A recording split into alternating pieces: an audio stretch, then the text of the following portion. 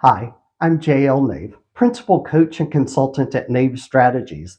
Welcome back to another quick tip video where I share practical advice to help small and mid-sized arts and cultural organizations thrive. If you enjoy today's content, please show your support by liking, sharing, or leaving a comment.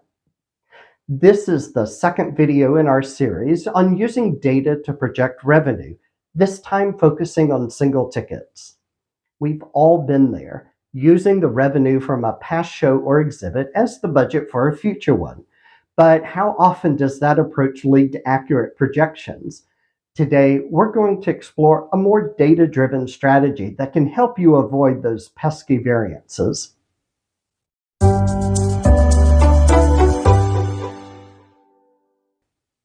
Let me start by asking this. How many of you have looked at the single ticket revenue from a past show or exhibit and used that as your budget for a future event?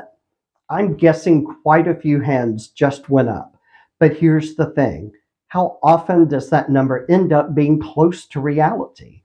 Typically, it leads to large variances, either up or down, or sometimes even budgeting more revenue than you have seats available to sell. The pitfall of using past revenue as a benchmark is that it assumes every show or exhibit is the same, with the same demand. But we all know that's rarely the case. Time of year, similar programming in proximity to your event, and changing economic conditions in your community all can greatly impact ticket sales.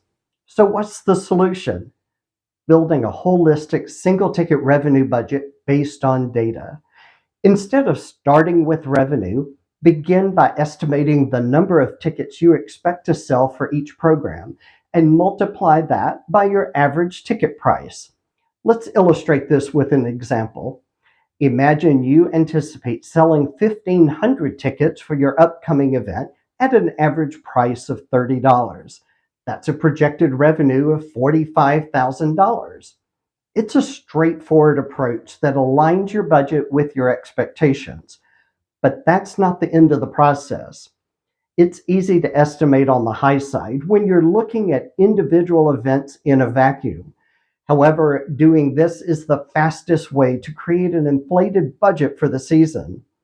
After you have projected your ticket units for each event, add them up and compare that bottom line number to the total number of tickets sold for that series in prior seasons. Is the total number of tickets reasonable? If your projected number of tickets for the season is 5,000, but the most tickets your organization has sold in a single season is 3,000, you need to call a timeout and ensure you have the programming and marketing plans to justify the higher number. Otherwise, revise your individual events down so the bottom line number is more consistent with recent seasons. So here's the key takeaway. Data-driven projections provide a more accurate foundation for your single ticket revenue budget. In our next video, we'll delve into specific data sources and strategies to refine your annual fund projections. Stay tuned. I'm JL Nave, and I hope you found this quick tip valuable. Let's stay connected beyond this video. If you have questions or need advice tailored to your organization, don't hesitate to reach out on LinkedIn or via email.